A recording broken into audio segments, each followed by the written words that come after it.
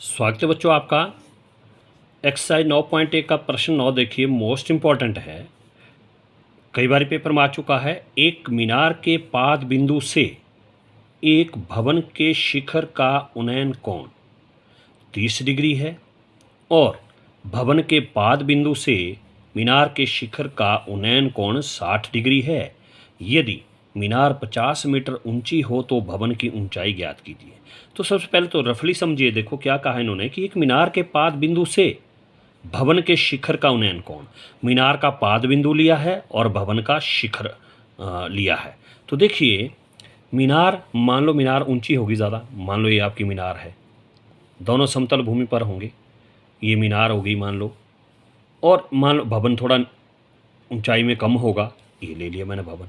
तो देखिए पॉइंट ले लिया मैंने ए बी सी डी। तो देखिए अब मान लो ये आपका भवन है, ये आपकी मीनार है। इन्होंने बात की, देखो मीनार के पाद बिंदु था फुट पॉइंट, ये मीनार का पाद बिंदु हो गया बी से एक भवन के शिखर, भवन हमने ये लिया है, तो इसके शिखर का उन्नयन कोण देखो कितना डिग्री दिया इन्होंने, 30 डिग्री, ये दिया 30 डिग्री।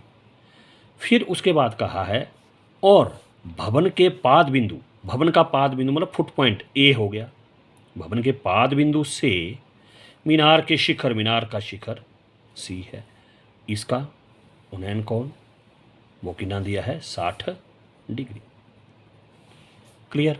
और बात की है देखो, यदि मीनार की ऊंचाई 50 मीटर है, यहाँ से यहाँ तक इसकी ऊंचाई दी है, ये मैं रफली बता रहा हूँ, फिर हम बाद में करेंगे, ये 50 मीटर है। तो और कहा है कि भवन की ऊंचाई ये हमने यहाँ से यहाँ तक निकालनी है, कि ये मान लो आपका एच होगा।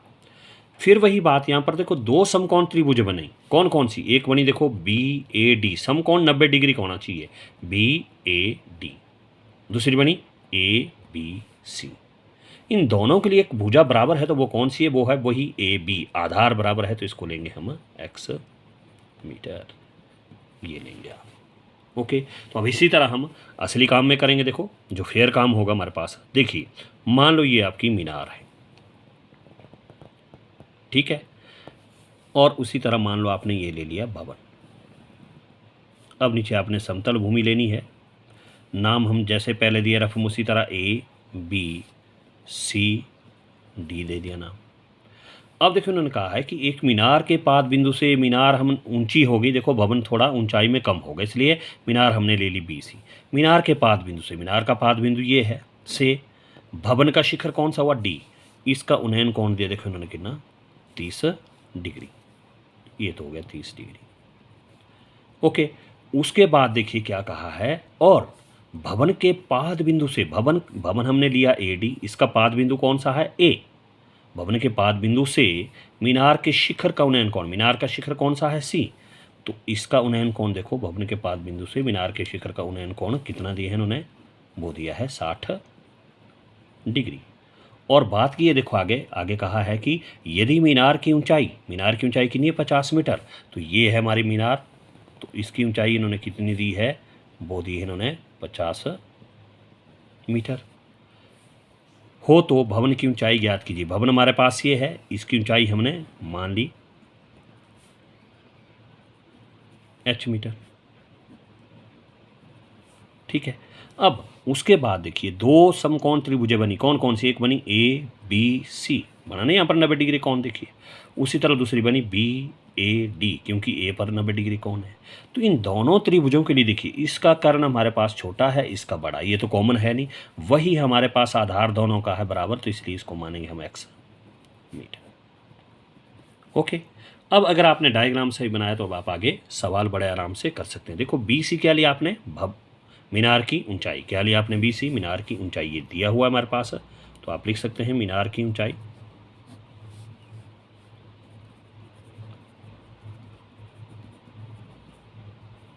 वो हमारे पास बी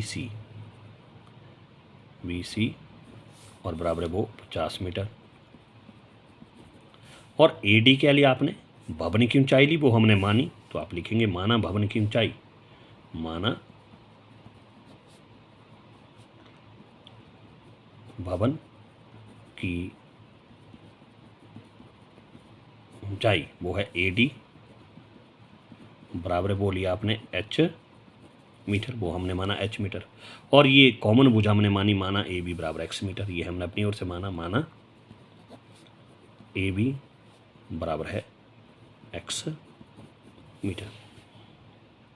क्लियर। उसके बाद कोण देखिए, एक कोण बना यहाँ पर, ये होगा ए बी डी, कोण ए बी डी बराबर है, वो हो गया 30 डिग्री, क्योंकि बी बिंदु पर कोण बना तो वो बीच में ए बी डी 30 डिग्री। और दूसरा कोण कौन सा देखिए, दूसरा कोण है हमारे पास ए पर बना हुआ, तो इसको लिखेंगे आप सी ए बी, कोण सी ए बी बराबर है, वो हो गया 60 डिग्री। अब पहले आपने वो त्रिभुज लेनी जिसमें एक मान दिया है, दूसरा निकलेगा। अगर हम इस त्रिभुज को लेंगे तो यहाँ से देखिए ना तो एच का मान निकलेगा ना एक्स का, कोई पता नहीं होगा। अगर आप इस त्रिभुज को लेंगे ए बी सी को, यहाँ से देखिए एक्स का मान निकलेगा, क्योंकि ये हमारे पास 50 दिया हुआ है, तो इसलिए पहले लेंगे हम इस त्रिभुज को, किसको, समकोण त्रिभुज ए बी सी में से। तो इसलिए समकोण त्रिभुज ए बी सी में से। अब देखिए इसका मैं डायग्राम अलग कर रहा हूँ, वैसे ही आप अपनी समझ के लिए, ताकि आप गलत ना करें। ए बी सी, तो देखिए ए बी कितना है हमारे पास, वो एक्स है, तो लिख दिया मैंने एक्स मीटर, और बी सी कितना देखिए वो हमारे पास 50 मीटर है, तो लिख दिया 50 मीटर। फिर देखिए कौन, देखिए इसका, किसका, ए बी सी का, देखो इसका ही कहाँ पर बना है, ए पर, तो वो है 60 डिग्री, वो है 60 डिग्री। ठीक है, यहाँ पर देखिए कौन कितना इसका, देखो सी ए बी, वो है 60 डिग्री, तो ये लिख दिया हमने 60 डिग्री। ओके, तो अब देखिए, अब हमने जो निकालना उसके ऊपर देखो ए बी क्या है त्रिभुज के अनुसार, बेस, वो हमारे पास बेस है, वो है देखिए एक्स मीटर। और बी सी क्या देखिए, बी सी हमारे पास परपेंडिकुलर है, वो कितना देखिए 50 मीटर। और कौन देखिए, कौन सी ए बी, वो हमारे पास 60 डिग्री है।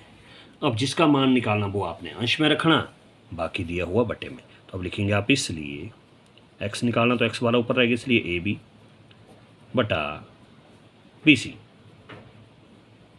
ए बी देखिए बेस, और बी सी देखिए परपेंडिकुलर।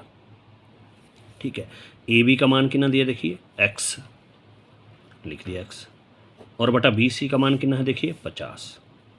तो बी बटा पी क्या हुआ, देखो कॉट थीटा, बी बटा पी क्या हुआ, कॉट थीटा। तो अब इसलिए एक्स बटा 50 का एक्स बटा 50 और बराबर है कॉट थीटा, थीटा कितना देखो 60 डिग्री। तो इसलिए एक्स बटा 50 और बराबर है कॉट 60, क्योंकि कॉट 60 डिग्री जो होता है वो होता है टेंजेंट 60 का उल्टा। टेंजेंट 60 होता है देखो हमारे पास √3, तो कॉट 60 होगा 1/√3, कितना 1/√3। क्लियर। तो यहाँ आएगा हमारे पास 1/√3। तो यहाँ से हम x की वैल्यू निकालेंगे, देखिए क्रॉस मल्टीप्लाई करेंगे, इसलिए होगा देखो √3 गुणा x और बराबर है 50 गुणा 1। √3 गुणा x √3x बराबर है 50 से कम 50, तो इसलिए x बराबर है 50 और एक गुणा करने वाला कहाँ चले जाएगा आपका अपॉन। तो नीचे हम 100 नहीं रखते हैं, तो इसलिए क्या करेंगे हम, इसलिए क्या करेंगे आप, इसलिए x की वैल्यू जो है यहाँ पर आप निकालने के लिए हर का परिमेयकरण करेंगे। अगर करना चाहो तो करो, नहीं तो इतना भी रहने दे सकते, ऐसा कुछ नहीं, लेकिन करिए। x बराबर है 50 बटा √3, हर का परिमेय करने के लिए हर से ही गुणा, हर से ही भाग, चिन्ह चेंज होता है लेकिन बीच में कोई चिन्ह नहीं है, तो इसलिए छोड़ेंगे इतना ही। तो इसलिए x बराबर है 50 गुणा √3, 50 √3 और बटा √3 दोनों जाएंगे √ में, तो यह देखो हमारे पास x बराबर है 50 √3 बटा, ये बनेगा जोड़ा तो 3, और ये होगा समीकरण 1। क्योंकि कई करते हैं कि 3 से 3 कटता है, नहीं कभी नहीं कटेगा, क्योंकि √ में, ये विदाउट √ में, यहाँ नहीं कटेगा। यहाँ आप काट सकते अगर कटता है तो, ठीक है, ये रहेगा आपका समीकरण 1। अब लेंगे हम दूसरी त्रिभुज, कौन सी? समकोण त्रिभुज BAD। अब लेंगे आप इसलिए समकोण त्रिभुज BAD में से। तो देखिए, इसलिए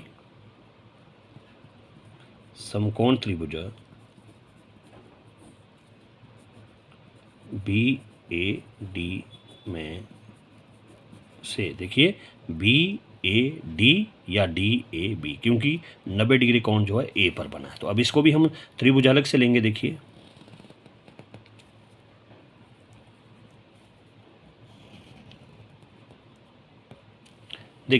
यहाँ पर हमारे पास A है और यहाँ पर B है और यहाँ पर हमारे पास D है। तो ये तो AD तो हमारे पास, देखिए AD की नहीं, यहाँ पर H मीटर है। आप ध्यान से देख सकते हैं, देखिए यहाँ देखिए AD कितना है, H मीटर है। तो AD तो लिखेंगे हम H मीटर। फिर AB हमारे पास कितना था, वो हमने माना था X मीटर। कितना माना था, देखिए X मीटर माना था। क्या माना था, AB को X मीटर। और ये तो 90 डिग्री का कोण, और यहाँ पर देखिए कितने डिग्री का कोण है, वो है 30 डिग्री। ओके, अब आप यहाँ से H की वैल्यू भी आप फाइंड आउट कर सकते हैं। अब देखिए AD क्या हमारे पास, वो है परपेंडिकुलर। AD क्या है, परपेंडिकुलर। वो कितना है, देखिए H मीटर। और AB क्या है, वो है बेस। AB क्या है, वो है बेस।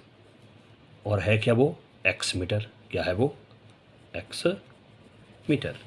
और कोण देखिए, कोण ABD। अब B पर है तो बीच में लिखेंगे ABD बराबर है, वो है 30 डिग्री। अभी हमने X का मान निकाला है, तो इसलिए X को हम हर में लिखेंगे, तो H को हम अंश में लिखेंगे। इसलिए AD रहेगा अंश में और हर में जाएगा आपका AB। ठीक है, और बराबर का बराबर, AD क्या है, देखिए परपेंडिकुलर, और AB क्या है, देखिए बेस। तो AD है हमारे पास H और AB कितना है, देखिए X, और बराबर है P/B। क्या होता है, वो होता है टेंजेंट थीटा। अब H का तो रख दिया मैंने, X की वैल्यू आप भर सकते हैं। अगर ऐसे ही रहने देना तो आप ऐसे ही रहने दे सकते हैं। X बराबर है टेंजेंट थीटा, कितना देखो हमारे पास 30 डिग्री, यानी कि थीटा जो है कोण है वो हमारे पास 30 डिग्री है। तो अब देखिए H/X का, तो H/X बराबर है टेंजेंट 30 जो होता है वो होता है 1/वर्गमूल 3। टेंजेंट 30 कितना होता है, 1/वर्गमूल 3। तो आप लिख सकते हैं यहाँ पर, क्योंकि टेंजेंट 30 डिग्री बराबर है 1/वर्गमूल 3। क्लियर। तो अब आप H की वैल्यू फाइंड आउट करेंगे, तो इसलिए लिखेंगे आप √3 गुणा H, √3 गुणा H, और बराबर है X गुणा 1। ओके, √3 गुणा H तो हो गया √3H, और बराबर X से कम X। अब देखिए यहाँ पर आप X की वैल्यू पुट कर सकते हैं। तो X आया था, देखो समीकरण 1 में से हमारे पास कितना आया था, वो आया था हमारे पास कितना, 50 √3/3। ये हमारे पास X का मान आया था। देखो समीकरण 1 में X बराबर है 50 √3/3। तो आप लिख सकते हैं यहाँ पर √3 का √3, H का H, बराबर X की जगह आ गया 50 √3/3। क्लियर। तो आप लिख सकते हैं, कहाँ से लिखा आपने, क्योंकि X बराबर है 50/3/3। कहाँ से, 1 में से, क्योंकि हमने ज्ञात किया हुआ है। तो अब देखिए हमने H की वैल्यू ज्ञात करनी, किसकी, H की। तो इसलिए H बराबर है 50/3/3 का तो 3, और ये √3 गुणा करा तो एक आ जाएंगे इसके बटे में। यहाँ पर √3, 2 अंक आप इकट्ठे नहीं लिखेंगे, तो इसलिए बीच में क्या चिन्ह लगाएंगे, गुणा। देखिए √3 से √3 आपका कैंसिल हो जाएगा, तो हमारे पास आ गया H बराबर है 50/3। अब आप 50 को जो है 3 से भाग कर सकते हैं। देखिए 3 से, 3 एकम 3, 5 में 3 घटा, देखिए 2, ऊपर से आगे 0 हो गए 20, 3 छिके 18, और यहाँ से गया 10, 10 मठ कटे 2, और में एक में खत्म। तो आप लिखना चाहो तो 16 सही 2/3 भी लिख सकते हैं। तो H बराबर है 16 सही 2/3। ठीक है। तो h क्या माना था आपने, वो माना था आपने भवन की ऊंचाई, लास्ट में ज़रूर लिखना, इसलिए भवन की ऊंचाई h बराबर है 16 से ही 2/3 मीटर। और ये आपका आंसर होगा। ध्यान से करने हैं और बार बार करने हैं, तभी आपको आएंगे। ओके।